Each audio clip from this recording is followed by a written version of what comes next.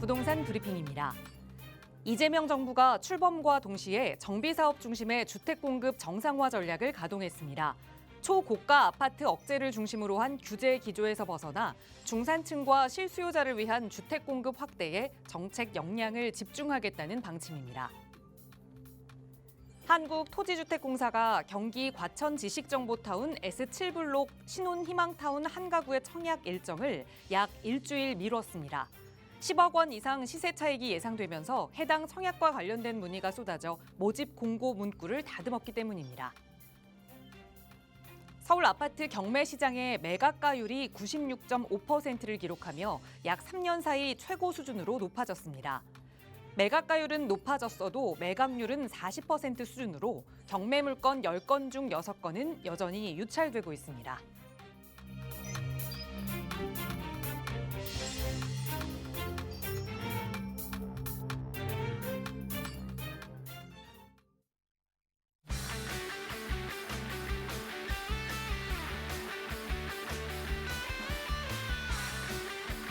여러분 안녕하십니까? 부동산 고민 무엇이든 물어보세요. 진행의 김진주입니다. 부부들이 부부싸움을 하곤 하잖아요. 그런데 그 부부싸움의 원인 중에 가장 큰 이유가 뭘 거라고 여러분 생각하시나요? 돈? 가족? 여러 가지 이유가 있겠지만 사실상 가장 잦은 다툼의 원인은 바로 말투와 태도라고 합니다. 이 말투와 태도는 어찌 보면 가장 기본적이긴 한데 상대방을 배려하지 못하고 툭툭 내뱉는 그 무심한 말투, 무심한 태도 때문에 부부싸움까지 이어져서 결국에 결혼 생활 전체를 흔들게 되기도 한다고 하는데요. 뭐든 정말 이 기본이 중요한 것 같습니다. 말투.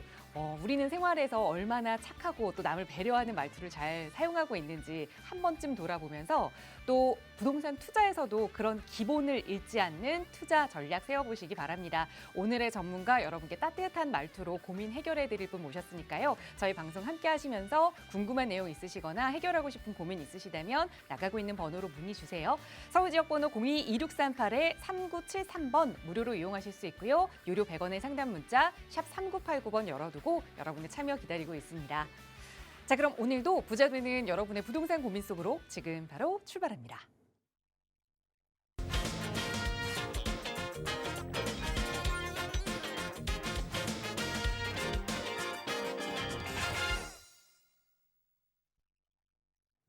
네, 매주 화요일 이분과 함께 여러분의 다양한 부동산 고민들 만나보고 있습니다. 오늘도 모셨는데요. 바로 소개해 드릴게요. 주식회사 국제투자연구소의 김종희 소장 나오셨어요. 소장님 어서 오세요. 네, 안녕하세요. 국제투자연구소의 김종희 소장입니다. 시청하시는 모든 분들께서 부자 되시는, 또 특히나 부동산 부자 되시는 길에 한 걸음 더 다가가실 수 있도록 최선을 다한 상담으로 도와드릴 테니까 끝까지 시청하시기 바라겠습니다.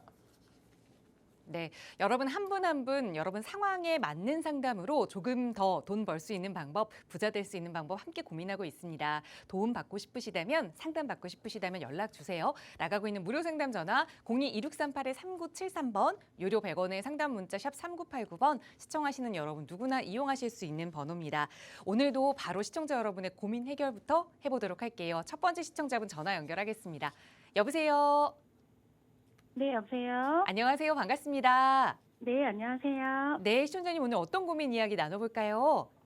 네, 저는 신길 뉴타운 내에 있는 네. 도시형 주상복합을 분양을 받아서요. 네. 임대를 지금 주고 있는데요. 그 주상복합이 향후에 인근 대단지 아파트 시세를 따라갈 수가 있을지 아니면, 재개발 투자로 이걸 매도하고 재개발로 바꿔야 될지 향후 전망이 궁금합니다. 알겠습니다. 임대 주고 계시니까 결국 투자 목적으로 가지고 계시는 건데 어떤 건지 좀 여쭤봐도 괜찮을까요? 네네, AK 푸르지오 아파트라고요. 네, 신길 뉴타운 안에 AK 푸르지오 아파트 이거의 네. 이제 투자 가치에 따라서 이걸 조금 더 보유하느냐 아니면 갈아타기를 하느냐 한번 소장님께 도움 받아볼게요. 인사 나눠보세요. 네. 안녕하세요. 네, 안녕하세요. 네, 반갑습니다. 네, 반갑습니다. 신길 뉴타운은 제가 개인적으로도 좋아하는 지역이에요. 네. 굉장히 이제 영등포구가 앞으로 좀 발전을 할 텐데, 그 신길 뉴타운 내에 있는 상업 지역에 있는 거잖아요. 네네. 네, 요렇게 상업 지역이 요렇게 약간 십자가 모양으로 이렇게 형성이 돼 있는데 여기 지금 해당 AK 프루지오 오피스텔이 이렇게 자리하고 있는데 지금 보유하고 계시는 게 여기가 이제 도시형하고 오피스텔하고 섞여 있거든요. 네네. 네, 그래서 한 400여 세대 되는데 도시형 주택이에요. 투룸짜리예요? 아니면은 뭐 원룸 1.5룸 해갖고 그 뭐죠? 오피스텔인가요? 아니요. 그 도시형 주택은 맞고요. 네네. 예, 이게 1.5룸이에요. 아, 오피스텔은 아니고. 1.5룸이요. 네. 1.5룸 도시형을 갖고 계시는 거예요? 네네. 요거 분양을 언제 받으셨나요? 일단 제가 매수한 거는 올해 1월 달에, 입주가 언제죠? 세입자 구하셨죠? 네, 세입자가 5월에 들어왔고요. 5월요? 네. 네. 그 분양 가격이 얼마였어요? 8억이요. 8억이요. 네. 8억에 세입자가 지금 4억 8천에 4억 있어요. 8천에 전세에 들어왔겠네요. 네, 맞아요. 이 신길 뉴타운 내에 있는 요 상업 네. 지역에 있는 여기 이제 도시형 우리가 하는 보통 이제 투룸 커봐야 투룸 정도고 이렇게 오피스텔하고 이렇게 투룸 주택이 섞여 있는 건데 상업 지역에 있단 말이에요. 이제 이런 것들은 이런 도시형이라든가 오피스텔 같은 경우는 주로 수익형으로 많이 가지게 돼요. 네. 월세를 얻을 수 있는 고정 수익형으로 많이 갖게 되는데 왜냐하면 뭐 3룸 같은 경우는 이제 주변의 아파트들을 대체할 수 있는 대체 주택으로서의 기능을 좀 하게 되는데 네. 이렇게 원룸이나 1.5룸 같은 경우는 그냥 월세 수익 우리가 은퇴자들이 이렇게 받으려고 해서 네. 주로 상업 지역에 일자리 많은 곳, 교통 편리한 곳 이런 곳들로 들어가요. 네. 근데 우리 지금 매수하신 요 도시형 같은 경우는 지금 신길 뉴타운 내에 있잖아요. 네. 신길 뉴타운 내에 있으면서 이 지역이 그러면은 앞으로는 계속해서 이제 허물어지면서 새로운 아파트들로 이제 쭉 쓸 거잖아요. 네. 그래서 우리가 지금 이 매수하신 게 또 요 구역은 요 상업 지역은 기가 막히게 빠져나간 곳으로 이제 이렇게 재개발 구역이 형성이 돼 있단 말이에요. 네. 보통 오피스텔이나 도시형 이런 것들을 투자하는 게 전세로 월세 수익이 아닌 전세로 투자하는 거는 뭐라고 말씀드려야 될까요? 준주거 지역 같은 데 있어서 역세권 개발을 노리거나 뭐 이런 식으로 해서 접근을 하시거든요. 그렇지 않으면은 그냥 이렇게 수익형으로 접근을 하고. 네네. 근데 우리 시청자님 같은 경우는 애매해. 그 개발 쪽으로는 이제 기대하시면 안 될 것 같고 단순히 그냥 또 월세 수익을 뭐 일으킬 수 있는 것도 아니고 네. 좀 애매해요. 그래서 저는 네네. 그 앞에 있는 그 스테이트 아파트가 시세가 오르면 이것도 같이 쫓아갈 수가 있을지. 아니에요. 그렇진 않습니다. 네. 그 가격 자체가 대체 네. 주택으로서의 역량을 갖지는 않아요. 네. 그래서 제가 서두에 말씀드렸듯이 아파트를 대체할 수 있는 주택이라고 하면 아파트 가격들이 신길 뉴타운 내 아파트들이 쭉쭉 오를 거거든요. 앞으로도. 네. 그런데 얘네들을 좀 쫓아서 같이 올라가 주면 되는데 얘네들은 별개의 애들이에요. 그러다 보니까 이 자체가 전체적으로 슬럼화가 되지 않고 앞으로 아파트로 다 바뀐다고 했을 때 이 안에 있는 상업 지역에서 좀 더 편의성에 어떻게 보면 맞춘 또 그리고 수익성에 맞춘 이렇게 좀 상가로서의 상권으로서의 역할을 좀 할 거기 때문에 네. 제가 좀 또 하나 좀 약간 꺼려지는 건 분양 가격이 요 매수 가격이 너무 세요. 네. 8억 1.5룸에 8억이라고 하면 그리고 여기 4억 8천이 들어와 있다고 하면 3억 2천이 순수 투자 비용이 되실 거 아니에요. 네네. 3억 2천 정도면 이 신길 뉴타운이 앞으로 엄청 각광을 받을 텐데 이 지역에 있는 지정이 된 곳들 물론 토지거래 허가구로 되어 있는 곳들은 실거주를 해야 되니까 쉽지 않겠지만 그렇지 않은 곳들 저 위쪽에 과거의 15구역이라든가 뭐 2구역 이런 곳들이 지금 이제 계속해서 지정을 받고 있는 이런 상황이 연출이 되거든요. 네. 그럼 거기에 있는 것들은 아직 그 토지거래 허가구역은 아니란 말이죠. 네. 근데 그런 것들을 취득할 수 있는, 매수할 수 있는 그런 투자금이에요. 네. 그런 어차피 시청자님께서는 지금 8억짜리를 4억 8천에 전세를 끼고 투자를 하신 네. 거라고 하면 어떻게 보면 개발에 대한 이익, 그러니까 월세 수익이 아니라 양도 차익을 노리고 들어가신 건데 그런 네. 면에서 봤을 때는 조금은 잘못된 선택이신 것 같아요. 아, 네네. 요거는 가급적 정리를, 그러니까 목적이 그렇다고 한다면 네. 가급적 정리를 하시고 주변 여기서 그냥 시선만 밖으로 뻗치면 되거든요. 네. 신길 나머지 구역이라든가 그렇지 않으면 지금 요 신안산선 따라서 있는 저기 대림동에 있는 그런 구역들이라든가 이런 것들을 훨씬 나으실 것 같아요. 아, 그러니까 투자에 어떻게 보면 방향성이 잘못되어 있으신 것 같아요. 그렇지 않다. 나는 여기서 월세를 좀 받으려고 한다라고 하면 좋겠는데 네. 월세로 투자하기에도 좀 애매한 곳이에요. 그리고 여기가 앞으로 지금 여기 400세대 정도가 이제 공급이 된 거잖아요. 요런 네. 소형 주택들이. 네네. 근데 여기 도로 건너 보시면 여기에도 오피스텔이 들어가 있으면서 또 앞으로 이쪽에 보면 주차장 자리라든가 이런 것들이 다 이런 소형 주택 오피스텔로 개발하려고 하는 계획들이 다 잡혀 있거든요. 네. 그러면 수요 대비 공급이 좀 많다라는 거죠. 아, 그런데 공사비는 올라가다 보니까 개인 업자들이 짓다 보니까 당연히 원가 비중이 높아지겠죠. 그래서 공사비가 올라가다 보니까 이익을 맞추기 위해서 분양가는 높아질 수밖에 없고 사실 8억 정도면은요. 저기 송파구 가시면 송파구에 뭐 제가 이 시간을 통해서도 많이 말씀드렸는데 계룡역 같은 데 그러니까 바로 초역세권. 우리는 역세권도 아니잖아요, 지금. 네. 예, 한 10분 이상 걸어야 되는데 바로 초역세권에 있는 그런 주상복합 아파트가 7억 선이란 말이지. 아, 그러니까 그런 가격 대비 걔네들도 2020년 준공이니까 큰 차이는 나지 않거든요. 네네. 그렇다고 근데 송파구의 가치가 훨씬 크죠. 그리고 초역세권이다 보니까 네. 그런 것들도 지금 과거에 7억 선에 매매되고 있는 가격이 지금 그 정도이기 때문에 저는 이거 팔고 아예 차익을 들려면 재개발도 난 싫다, 기다리기 싫다 그러면 그런 아파트들 한번 알아보는 것도 좋을 것 같거든요. 아, 네네. 한 번쯤은 조금은 한번 이 방향성이 좀 잘못되신 것 같으니까 조금 더 네. 옳은 방향으로 내가 추구했던 차익을 키울 수 있는 방향으로 전환하시면 좋으니까요. 끊고 다시 한번 전화 주시도록 하시면 좋을 것 같아요. 아, 네네. 네. 감사합니다. 네. 네, 투자 가치를 따져봤을 때는 한 번쯤은 갈아타기 하는 게 좋겠다 조언 드렸으니까 우선은 빠르게 좀 매도 계획을 세워보시고 매도하신 후에 그 다음 전략 궁금하다 하신다면 언제든 또 편하게 연락 주세요.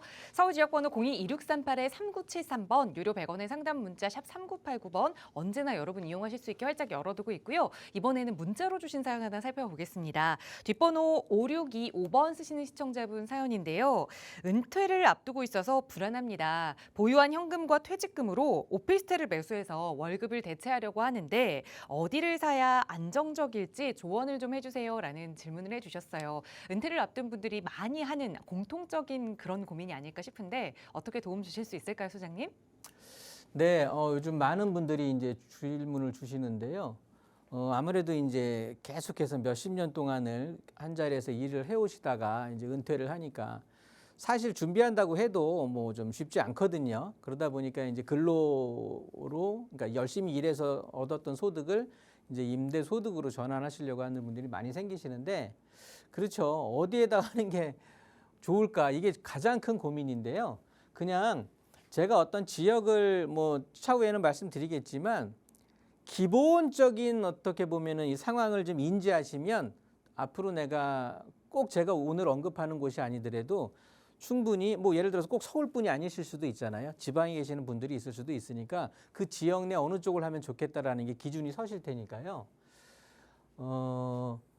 우리가 흔히 이제 이게 오피스텔이라고 하면요.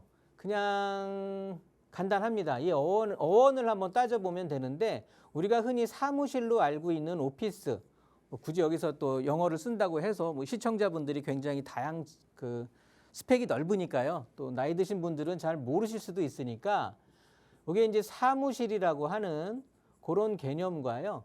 호텔이죠, 호텔. 요 두 가지가 중첩된 게 이제 오피스텔이라고 보시면 돼요. 그러면 오피스텔이 어느 곳이 가장 좋을까? 뻔합니다. 요 두 가지를 가지고 풀어 놓으시면 돼요. 오피스, 즉 내가 살려고 하는 오피스텔 주변에 사무실이 무지하게 많아야 되는 거예요. 사무실 밭이 있어야 돼. 밭. 그냥 뭐 그렇지 뭐 사무실 내지는 일자리가 되겠죠. 일자리. 그렇죠. 이게 뭐 같은 내용이니까. 그렇지 않으면 얘네들을 대체할 수 있는, 그러니까 사무실을 대체할 수 있는, 예를 들어서 대학가 같은 거 좋겠죠. 대학가. 근데 이 대학가는 또 깊숙이 들어가면 또 거쳐야 될 게 있지만, 검토해야 될 게 있지만, 일단 대학가 같은 경우 이런 것들은 주변에 사무실을 좀 대체할 수 있겠고, 그렇지 않으면 사무실이나 일자리로 갈 수 있는 교통이 엄청 편한 곳, 서울로 따지면 이제 지하철 교통이 엄청 편리한 곳, 이런 곳들이 오피스텔이 들어가 있으면 굉장히 좋은 입지가 되겠다. 왜? 오피스텔의 원래 기능인 오피스에 일단 들어가니까. 그 다음에는 호텔이거든요. 오피스와 호텔이 합쳐진 말이라고 했잖아요. 그럼 호텔은 뭔가요? 거주하기에 정말로 편리한 걸 다 갖춘 곳이 호텔이란 말이죠. 뭐 예를 들어서 뭐 아침에 깨워주기까지 하니까 뭐 식당 근처에 식당이 있으면 좋겠고요. 뭐 하물며 내 옷을 빨아줄 수 있는 뭐 세탁소, 뭐 음식점, 뭐 술집, 뭐 영화관, 뭐 예를 들어서 이렇게 편리성, 그러니까 거주하기에 편리한 모든 생활이 갖춰져 있는 곳, 즉 어떻게 보면은 번화가가 되겠죠. 번화가. 이렇게 이런 지역들을 합쳐진다라고 하면 최고의 오피스텔 투자처가 되는 거예요. 그러면 어느 지역이 괜찮을까? 예를 들어서 사무실이라든가 뭐 아니면 대학가 아니면 교통이 편리한 곳. 그러면서 뭐 주변에 식당, 그러니까 내가 생활하기에 편리한 모든 것들이 갖추어져 있는 곳. 그런 것들이 합쳐진 곳을 보면 되는데, 크게 우리가 도심에 뭐 일자리로 보면 흔히 말하는 게 우리가 그렇잖아요. 이쪽에 뭐 도심과 영등포, 여의도, 강남이라고 하는데, 이 중에 가장 뭐 일자리가 많고 한 곳은 강남 쪽이 되는 거거든요. 그렇다고 보면 또 오피스텔도 많이 들어가 있고, 그럼 이쪽에 금액도 또 크지 않습니다. 그렇다고 보면 여기 첫 번째 추천하는 곳은요, 여기 강남역에서 삼성역까지 이어지는 여기 테헤란로, 여기 테헤란로의 1차, 2차, 3차 이면도로까지 이렇게 있는 곳에 있는 오피스텔 같은 경우는 일단 제가 앞서서 말씀드렸듯이 사무실 밀집돼 있죠. 뭐 각종 뭐 그냥 생활할 수 있는 뭐 식당부터 해서 유흥거리까지 모든 게 다 갖춰져 있기 때문에 굉장히 편리하다. 그리고 수요도 항상 넘치고 있는 상황이고, 그리고 한번 매수하신 분들이 잘 안 팝니다. 그러다 보니까 희소성 때문에 가격도 계속 올라가고 있는 상황인데요. 이 강남에 좀 투자하기가, 그러니까 사기가 조금은 꺼려진다. 내가 퇴직금을 그렇게 많이 받지 못했다 하시는 분들은요. 아까 제가 사무실을 대체할 수 있는 데가 어디라고 했죠? 대학가. 대학가면 좋습니다. 지금 뭐 인구 감소다, 뭐 지역 소멸이다, 뭐 이렇다 보니까 계속해서 되는데, 학교들도 점점 없어지는데, 그냥 우리가 농담 삼아서요. 학교 그래 좋아, 대학교 다 없어진다고 해요. 몇십 년 안에는 없어지겠죠. 뭐 인구가 하나도 안 난다고 하면 뭐 불가능한 얘기지만, 그렇더라도 제일 늦게 없어지는 대학교는 어딜까요?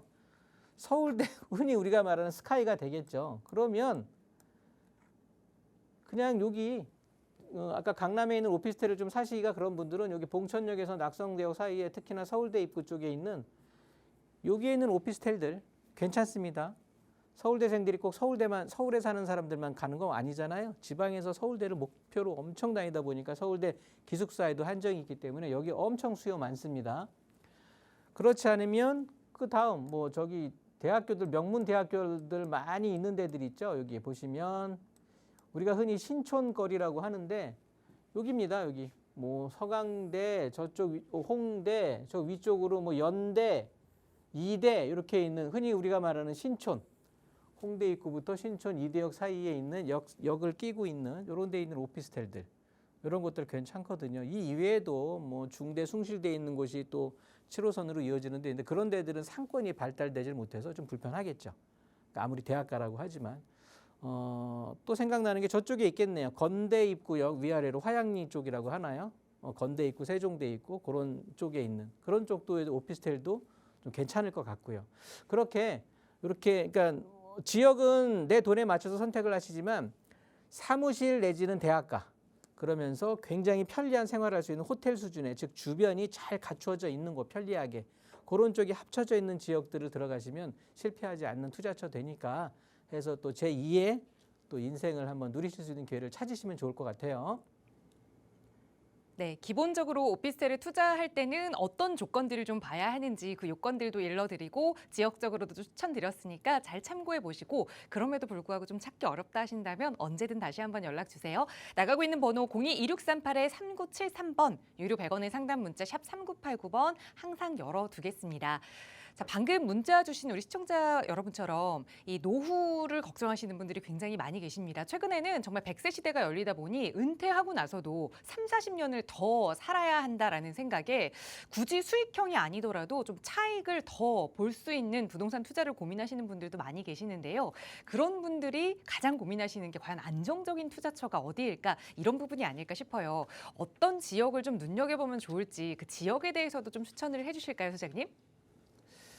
네, 오늘은 이렇게 서울시에서 일단 우리 아나운서님께서 말씀하셨듯이 안정적인 투자처 뭐 이렇게 얘기한다고 하면 어찌됐든 투자는 수익을 높이기 위한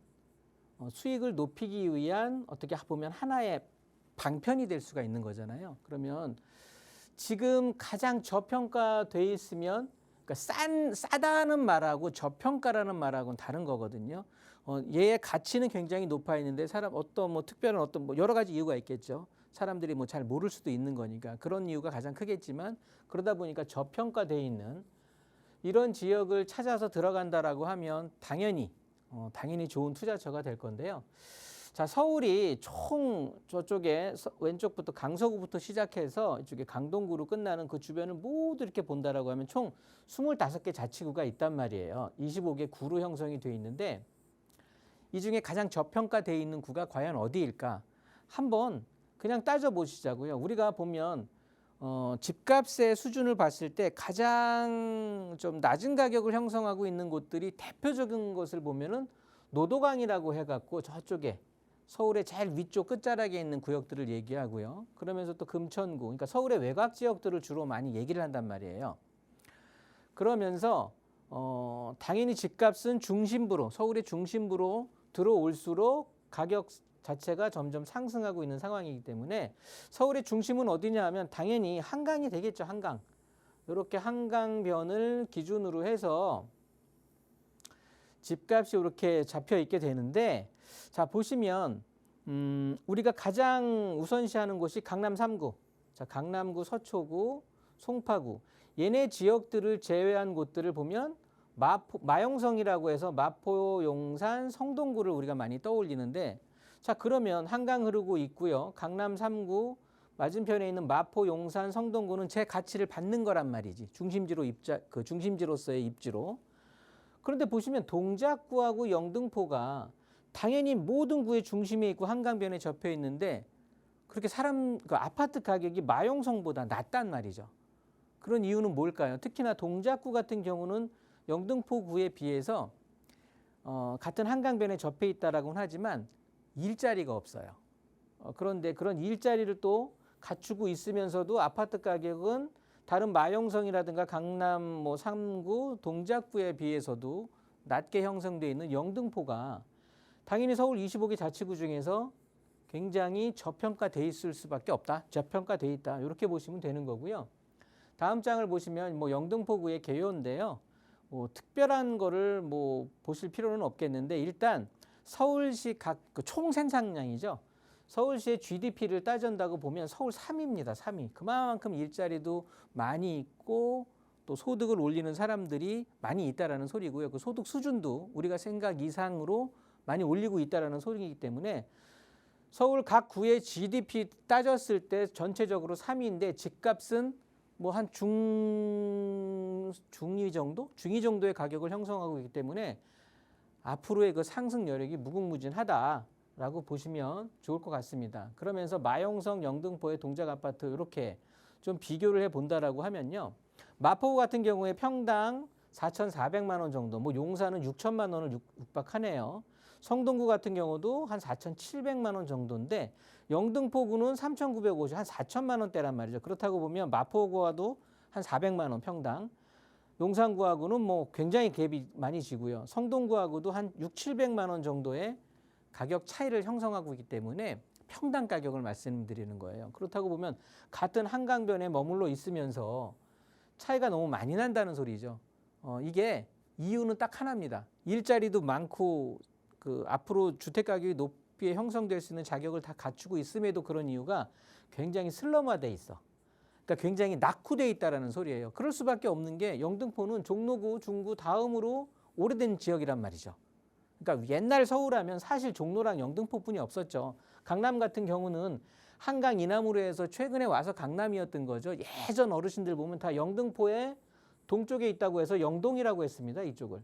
그 정도로 영등포가 중심이 되는 지역이었기 때문에 얼마나 오래됐겠어요. 그래서 영등포는 앞으로 이제 개발도 하려고 하는데 그런 것들을 이제 다음에 짚어 드릴 거고요. 다음 장에. 자, 보시면 우리가 일자리, 일단 가장 중요한 게 제가 이 시간을 통해서 말씀드렸던 게 일자리라고 항상 말씀을 드렸잖아요. 강남 3구 빼고는 바로 다음이 영등포구가 되는 거고요. 순수 일자리 수로 봤을 때. 지역 내 총생산, 이제 GDP로 봤을 때 그 급여의 수준이라든가 모든 것들을 봤을 때 영등포가 세 번째라는 소리죠. 그런데 요 강남구, 중구, 영등포구 하니까 뭐가 떠오르십니까? 서울 도시기본계획. 도시기본계획에 가장 윗줄에 나와 있는 우리가 흔히 도심, 광역중심, 지역중심이라고 하는데 이 3대 도심 중에 강남구, 중구, 영등포가 1, 2, 3위를 차지하고 있다는 거예요. 그만큼 일자리가 중요시 되는 건데 그럼 집값도 어떻게 돼야 돼? 한 3위 정도는 돼야 돼. 아니면 5위 안에는 들어가야 정상이라는 소리죠. 그 정도의 수준을 갖고 있는데도 집값이 중위 정도로뿐이 형성이 안 돼 있다? 그러면 앞으로 올라갈 수 있는 그 상승폭이 굉장히 크다라는 거고요. 앞서 말씀드렸듯이 굉장히 저평가돼 있다. 이렇게 기억을 하시면 좋을 것 같습니다. 그러면서 이제 지도로 한번 살펴볼 텐데요. 영등포구 자체가 이렇게 서울 전체로 본다라고 해도 굉장히 핵심 지역에 한강변에 위치를 해 있는 것을 보실 수가 있겠고요. 세부적으로 이렇게 좀 보신다고 하면 영등포구 같은 경우는 이렇게 지적도로 보면 참 희한해요. 이렇게 서울시 25개 자치구 내에서 상업지역, 공업지역, 주거지역으로 이렇게 나뉘어져 있는 게 거의 1대1대1로 나눠져 있는 지역구가 없단 말이죠. 그러다 보니까 영등포구, 즉 서울 서남권 개발에 어떻게 보면 이제 중심이 되면서 영등포는 앞으로 어떻게 개발할 거냐 하면요.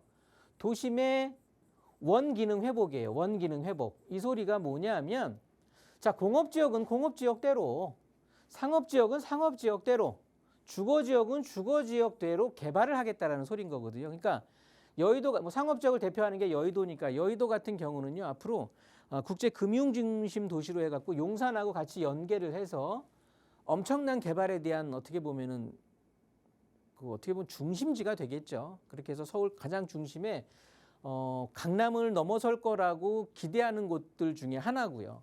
그 정도로 영등포는 사실은 지금의 63빌딩이 가장 낮은 층이 될 거다. 이런 얘기까지 나올 정도로 굉장히 고층화되면서 국제금융도시로 고임금의 일자리가 형성이 될 거고요. 그 옆에 있는 이제 준공업지역이라고 해서 뭐 저 위쪽부터 당산동, 물레동, 양평동 이렇게 이제 이루어져 있는 이 지역 같은 경우는 토지의 용도 지역 자체가 공업지역이란 말이죠. 그렇다고 보면 얘네들은 뭐 지금 뭐 굴뚝 세우고 그런 공장들을 할 수 있는 2차, 3차 산업 시대가 아니니까 앞으로 보면 여기는 어떻게 개발할 거냐면 우리가 저기 영등포역 가보셨으면 혹시 타임스퀘어라는 거를 보셨을 거예요. 그런 것처럼 어떻게 보면 복합 상가,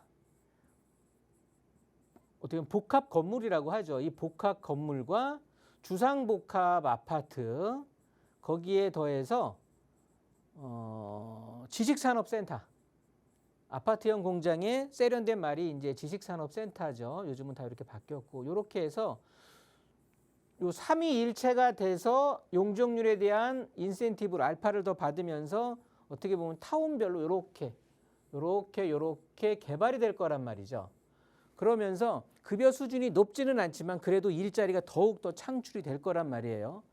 그러면 각 기능대로 원래의 기능을 회복하려고 노력한다고 했을 때 당연히 영등포구의 구를 이루고 있는 오리지널 주거 지역은 이쪽이 신길동하고 대림동으로 이루어져 있단 말이에요. 그런데 신길동 같은 경우는 이렇게 보시면 신길 뉴타운을 매개체로 해서 주변이 거의 이제 지역들이 구역이 지정이 되면서 투자금도 조금씩 올라가고 있는 상황이란 말이죠. 그러다 보니까 내 투자금이 한 2, 3억 정도, 2억 중반에서 3억 정도 된다. 그러면 신길동 쪽에 구역이 지정이 돼 있는 곳, 뭐 이렇게 선정이 돼 있거나 이런 쪽으로 한번 공략을 해보시면 좋을 것 같고요. 한 1억 초중반 요 정도의 1억대의 투자금을 가지고 있다. 그러신 분들은 이렇게 대림동 쪽에 특히나 여기 신안산선역이 흘러가는 요 라인을 중심으로 해서 보신다고 한다면 실패 없는 투자처가 될 것 같아요. 그러니까 이 저평가되어 있는 곳을 찾아내는 그 눈을 키우는 게 굉장히 중요할 것 같고요. 이렇게 뭐 신길동이라든가 영등포구 쪽에 뭐 대림동이라든가 이런 쪽에 투자에 관심이 있으신 분들은 뭐 나가고 있는 전화번호로 해서 문의를 주시면 자세한 상담을 또 전해드릴 테니까 그렇게 한번 준비하셔서 대응하시면 좋을 것 같습니다. 네, 저렴한 지역이 아니라 저평가된 지역, 이 저렴한 것과 저평가된 것을 구분하는 게 정말 굉장히 어려운 일인 것 같습니다. 그동안은 조금은 저평가되어 있었던 영등포구 내에서도 몇 개의 동을 일러드렸는데 그 동에 대해서 조금 더 자세히 알아보고 싶으시거나 그 안에서 투자 전략 세워보고 싶으시다면 역시 나가고 있는 번호 02-2638-3973번 유료 100원의 상담 문자 샵 3989번으로 문의 주셔도 친절하게 김종희 소장의 상담으로 도움 드릴 거고요. 이런 이야기 전화 상담이나 또 방송 통해서만 하기에는 조금 아쉽다. 내 모든 자산을 공개하고 앞으로 어떻게 좀 투자를 해야 하는지 차근차근 포트폴리오를 좀 짜보고 싶다 하시는 분들 위해서 김종희 소장과 함께 긴 이야기 나눠보실 수 있도록 1:1 대면 상담 시간도 준비하고 있습니다. 소장님 어떤 분들 참여하셔서 좋은 정보 얻어가실 수 있는지 소개 부탁드려요. 네, 투자는 타이밍입니다. 이 타이밍 놓치면 정말 후회하는 그런 또 계속해서 한탄하는 시간을 가질 수밖에 없는데요. 뭐 과거에는 뭐 4천만 원, 5천만 원, 심지어 3천만 원, 2, 3천만 원 가지고도 충분히 좋은 입지에 투자를 하실 수 있는 기회가 있었거든요. 그런데 그때는 그냥 다 흘려 보냈단 말이죠. 요즘 상담 오시는 분들의 대다수가 아니 그쪽은 제가 그때 당시 한 4, 5천만 원 투자했는데 벌써 금액이 그렇게 올라갔습니까? 라는 말들을 굉장히 많이 하시는데요. 그러다가 결정을 하시는 분들이 있고 그렇지 않고 또 다시 한번 검토를 하시는 분들이 계시는데 그렇게 한 번 또 검토를 하시는 분들은 또 다시 3, 4년 후에 찾아오시더라고요. 꼭 그렇게 되던데 이번 기회에 투자는 타이밍이라고 제가 말씀드렸으니까요. 소액을 가지고 이번 기회에는 이 소액으로 해서 맥시멈 한 8, 9년 정도 입주까지 이렇게 기간을 잡고서 들어갈 수 있는 재개발 구역들 그러면서 안전마진이 최소한 8, 9억 이상 되는 그런 투자처들을 소개시켜 드릴 거거든요. 특히나 이번 같은 경우는 이제 영등포구를 중심으로 해서 투자처를 소개를 시켜 드릴 거니까 1:1 상담 많이 신청하셔서 좋은 투자처 알아가시기 바라도록 하겠습니다. 네, 사실 어떻게 들어보면 8, 9년이라는 세월이 굉장히 긴 것처럼 느껴지지만 인생을 돌아보면 또 그렇지도 않은 것 같습니다. 언제 이렇게 시간이 금방 흘렀지 할 정도로 금방 흐르는 8, 9년, 그러니까 10년의 시간을 두고 좀 내 자산을 묻어두고 부자 될 수 있는 방법 함께 고민할 수 있는 시간이니까요. 참여하고 싶으시다면 나가고 있는 번호 02-2638-3973번이나 유료 100원의 상담 문자 샵 3989번으로 문의 주세요. 역시 자세하게 안내 도움 드리겠습니다. 자, 계속해서 방송 시간 통해서도 또 여러분의 고민 해결해 드릴게요. 다음 문자 사연 하나 더 살펴볼게요. 뒷번호 2895번 쓰시는 시청자분 사연인데요. 불광동의 모아타운 구역 내에 있는 빌라를 매수해보면 어떨까요? 라는 질문 주셨어요. 요즘 모아타운에 관심 있는 분들 많이 계시죠? 불광동 지역이 아마 근처에 사시지 않을까라는 생각을 하는데 어떻게 보세요, 소장님? 네, 이 불광동 쪽의 모아타운이라고 하면 여기 연신내역에서 이렇게 독바이역으로 이어지는 5호선 라인이 되겠죠. 요 위쪽에 보시면 불광중학교라고 있습니다. 이쪽이 되겠는데요. 여기에 갖고 있는 이제 모아타운 이렇게 길쭉하게 형성이 되어 있는데 3차죠. 3차 모아타운 구역으로 형성이 되어 있는 이제 불광동에 있는 곳인데요.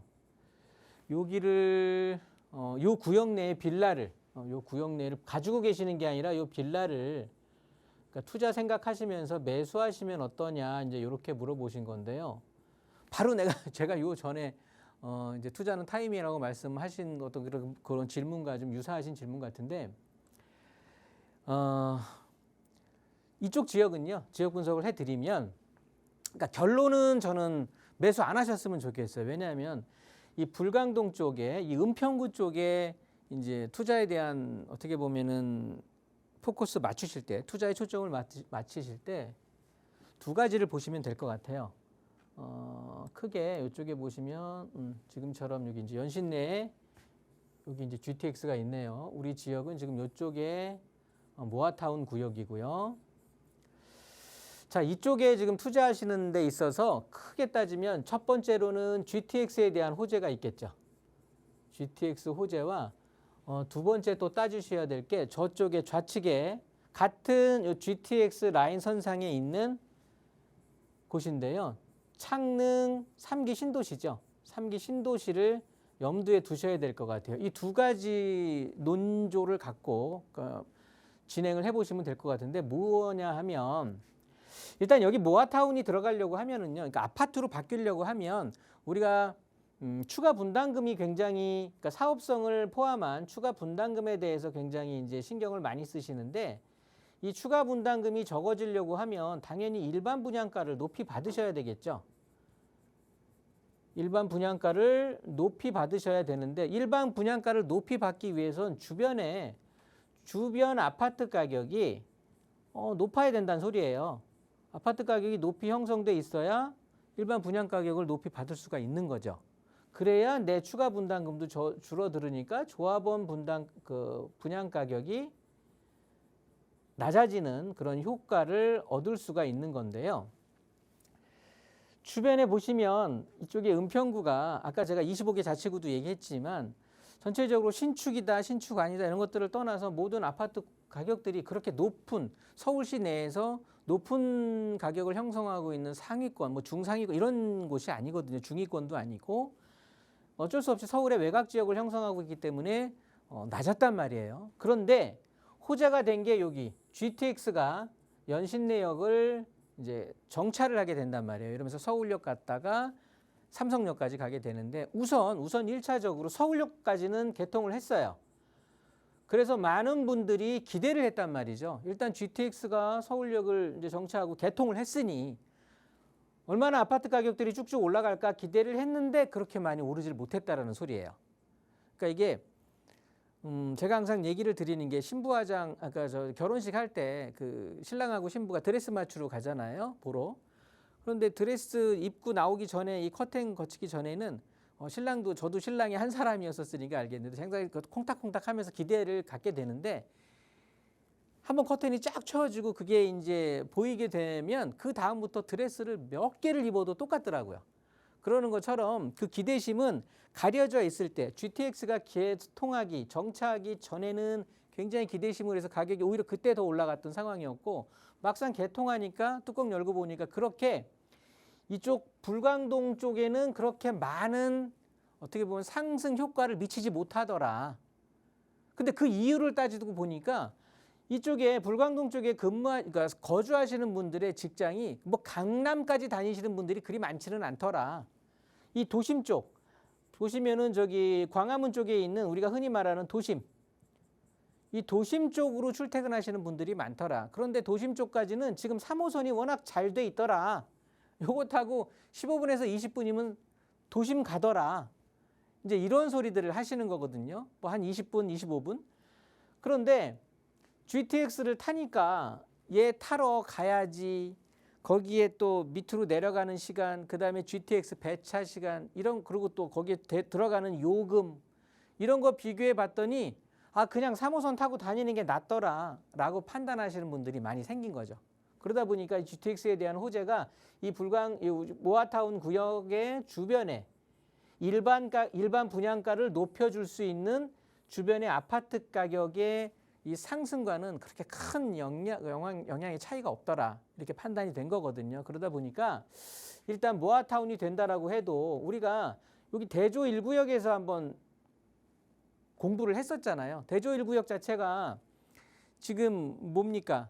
공사를 진행하다가 멈췄다가 다시 또 이제 진행한다라는 게 이게 멈춘 게 일반 분양 가격을 좀 높이 공사비를 올려받아서 일반 분양 가격을 높이 책정을 해야 뭐 되는데 높이 받을 수가 없는 상황이거든요. 그러면 그거에 대한 걸 조합원들이 분담을 해야 되니까 추가 분담금이 올라가기 때문에 조합들은 조합대로 시공사는 시공사대로 그렇게 되다 보니까 그게 전체적으로 주변 아파트 가격이 높은 가격으로 형성돼 있질 않아서 그렇거든요. 그러다 보니까 일반 분양을 높은 가격으로 형성하는 순간 미분양이 날 수도 있다.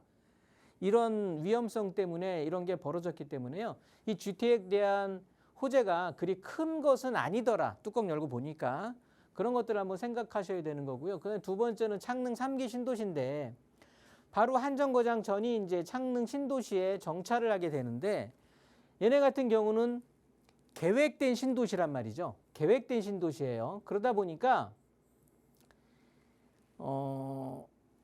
이쪽에 불광동 쪽은 구도심이고 구도심에서 그러니까 인프라는 그대로 놓고 주택만 신규 주택 아파트로 바뀌는 상황인 거고요. 얘네들은 뭐 학교면 학교, 관공서, 일자리, 주택 이런 것들이 딱딱 계획적으로 학교 이런 것들이 지어지게 되는 거니까 굉장히 계획적으로 지어지면서 가장 중요한 게 심지어 반값을 겨냥하면서 반값 아파트로 공급하겠다라는 거거든요. 그러면서 속도도 굉장히 빨라지겠죠. 지금 바뀐 이재명 정권에서도 수요를 억누르는 게 아니라 공급을 확대시켜서 주택 가격의 안정화를 하겠다라는 거거든요. 그러면서 심지어 4기 신도시 얘기까지 나오는데 우선적으로 하게 돼 있는 3기 신도시에 엄청난 드라이브를 건다라는 거예요.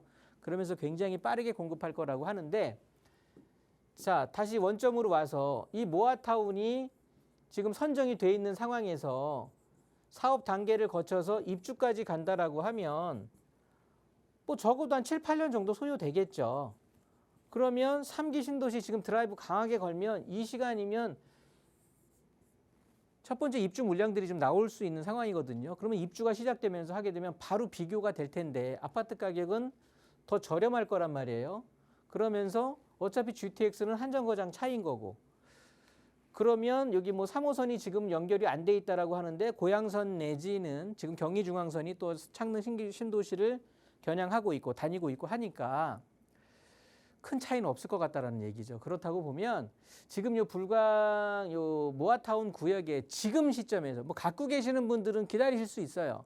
그런데 지금 시청자분 문자 질문이 지금 들어가서 매수하는 게 어떠냐라고 하는데요. 매수 금액 따지고 뭐 한다라고 하면 이쪽 하지 마시고 제가 저평가되어 있는 지역 얘기했잖아요. 영등포 쪽을 대림동 쪽을 가도 신길동 쪽을 가도 이 금액이면 충분히 사실 수 있거든요. 그래서 입지가 굉장히 중요하니까 저는 불광동에 있는 모아타운 구역 매수는 반대라는 의견 드리니까요. 제 의견 참조하셔서 좋은 결정하시기 바라겠습니다. 네, 모든 모아타운 구역이 다 투자 가치가 있는 건 아니었습니다. 우선은 결론적으로 반대 의견 드렸으니까 다시 한번 재고해 보시기 바라고요. 언제든 더 좋은 투자처에 대해서 고민 있으시다면 나가고 있는 번호로 문의 주세요. 다음 문자 사연 하나 더 살펴보겠습니다. 뒷번호 7417번 쓰시는 시청자분 보내주신 사연인데요.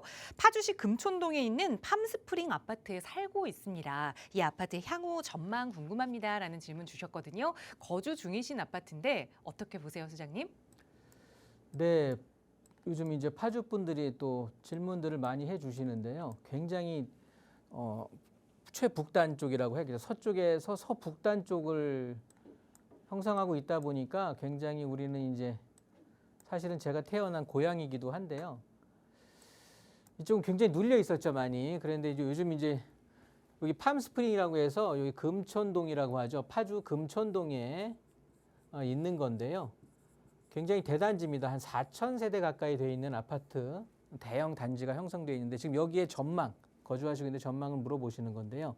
이 시기에 물어보시는 게 아마도 이렇게 좀 선거운동 할 때 이렇게 바뀐 이재명 정부에서 선거운동 할 때 이쪽을 좀 많이 좀 지금까지 너무 억울하게 최북단에 있으면서 억울하게 했지만 앞으로 이제 좋아질 거다라는 거에 비추어서 보시고 한번 질문을 주신 것 같은데요. 일단 이 지역 같은 경우는요, 우리가 또 관심 가져야 될 만한 게 GTX와 또 하나 뭐가 있냐면 LG 디스플레이가 되겠죠.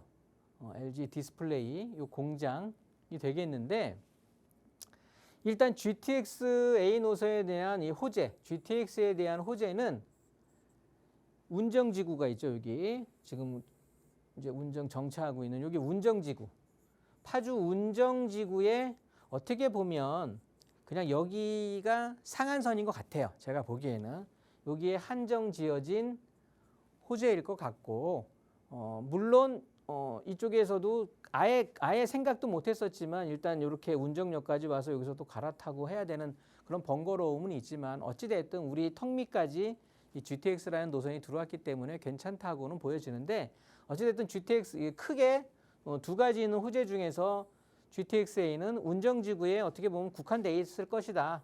우리까지 얘가 뭐 아파트 가격에 그렇게 큰 영향을 주지는 않을 거니까요.